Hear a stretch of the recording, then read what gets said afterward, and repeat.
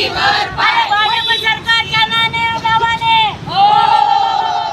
अरे भाजप सरकारच्या नावाने अरे महिलांच्यावर अत्याचार करणाऱ्या भाजप सरकारच्या नावाने अरे धिक्कार असो. भाजप सरकारला धिक्कार. अरे धिक्कार असो. भाजप सरकारला धिक्कार. अरे या सरकारचं करायचं काय? खाली मुठीवर पाय. महिलांच्यावर अत्याचार करणाऱ्या सरकारचं करायचं काय? खाली मुठीवर पाय. फडणवीस सरकार हाय हाय. फडणवीस सरकार हाय हाय. भाजप सरकार हाय हाय. अरे भाजप सरकार हाय हाय. या सरकारचं करायचं काय? खाली मुठीवर पाय. अरे या सरकारचं करायचं काय? महिला काँग्रेसच्या वतीने या ठिकाणी खरतांचा निषेध करतोय पहिल्यांदा.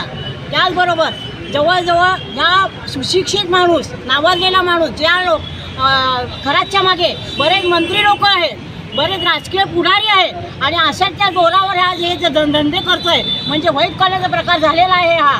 आणखीन त्याला साथ देणारी त्याला तर अटक झालेलीच आहे. जवळजवळ हजाराच्या वर त्याचे रेकॉर्डिंग निघालेले आणि त्या पद्धतीने सीडी मिळालेले आहे.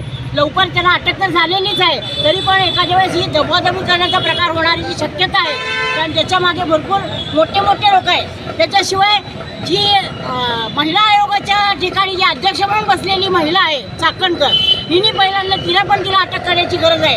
कारण एक महिला दुसऱ्या महिलांच्यावर अत्याचार होते, एवढ्या पद्धतीने अत्याचार होत आहे तर तिने आवाज उठवायला पाहिजे. तिला कंट्रोल करण्यासाठी म्हणून महिलांना न्याय देण्यासाठी म्हणून त्या पदावर बसवलेलो आहे आणि तीच महिला यांना साथ देते आहे. तर त्याला पहिल्यांदा अटक करून त्यांची पण चौकशी व्हायला पाहिजे. राजीनामा देऊन ही गोष्ट थांबणारी नाही आहे. कारण सगळे बरोबरीने सूत्रधार जी चाकणकर पण आहे त्या पद्धतीने तिला पहिल्यांदा अटक करावी आणि तिला 2 नंबर दोषी म्हणून आरोपी म्हणून करावा एवढंच मी या ठिकाणी सांगते.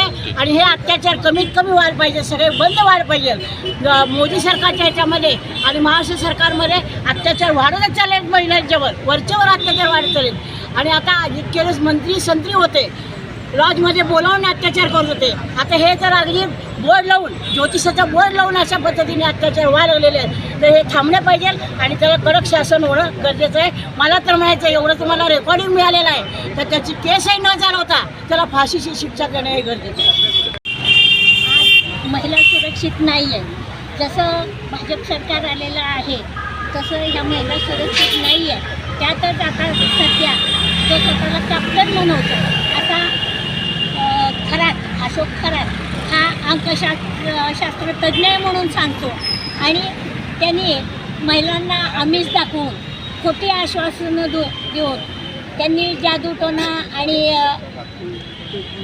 भोंदूबाबा आहे आणि त्यांनी जादूटोणाचे प्रकार करून महिलांवर म्हणजे महिलांना संमोहित करून त्यांच्यावर अत्याचार केलेले आहेत. अशा त्या अशोक खरातला म्हणजे निपक्षपणे त्यांची चौकशी झाली पाहिजे. आणि ह्याच्यात जवळजवळ मंत्री आणि अधिकारी हे देखील सामील आहेत. कदाचित हे प्रकरण त्यांनी दाबण्याचा प्रयत्न करतील. असं न होता निपक्षपातीपणाने चौकशी झाली पाहिजे आणि त्याला शिक्षा झाली पाहिजे एवढंच या ठिकाणी सांगते. आणि महिलांवर जे अत्याचार होतात लैंगिक अत्याचार करणं किंवा खोटं बोलणं, कारण महिला ह्या कशा असतात संमोहनाला बळी पडतात आणि कुठलं तरी चांगलं होईल ह्यासाठी त्या त्यांच्यापर्यंत पोचतात, पण त्यांची ही गुन्हा कुणाला माहीत नाहीत. जवळजवळ त्याचे 56 व्हिडिओ समोर आलेले आहेत. तसं तर त्यांनी 1000 महिलांवर अत्याचार केलेला आहे. अशा नराधमाची चौकशी झालीच पाहिजे आणि त्यांचा मी या ठिकाणी निषेध करतो.